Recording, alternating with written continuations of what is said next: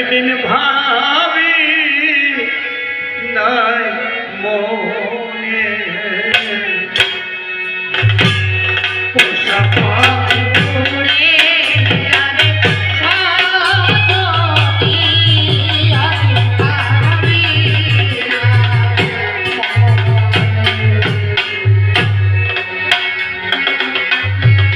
সে কি আমায় ভুলবে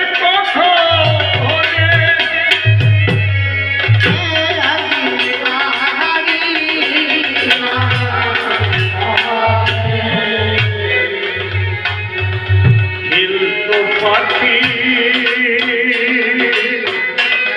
সোনালি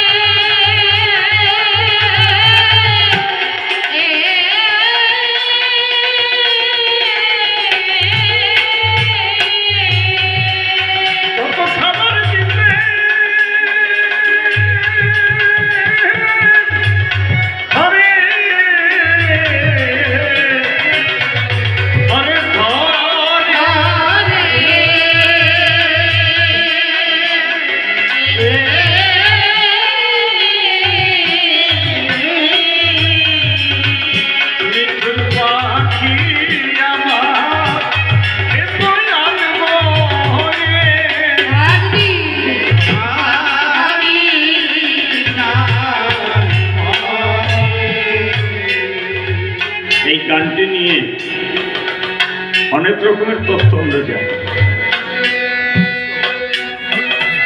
বলছেন বিজয়বাবুর স্ত্রী বিয়োগের পরে এই গান লেখা হয়েছে। এই ঘটনা সত্য না,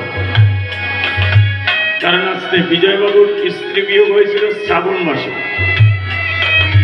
তা পূর্ববঙ্গে কেন, এই বঙ্গ শ্রাবণ মাসে গান হয় নাকি? আর সেই সময় 100 বছর আগে প্রায়, তখন চাষবাস।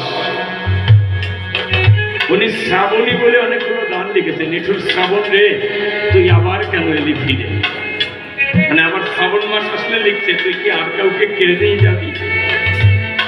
আসলে এই গানটি ওনার প্রথম একটি কন্যা সন্তান হয়েছিল, প্রথম স্ত্রী।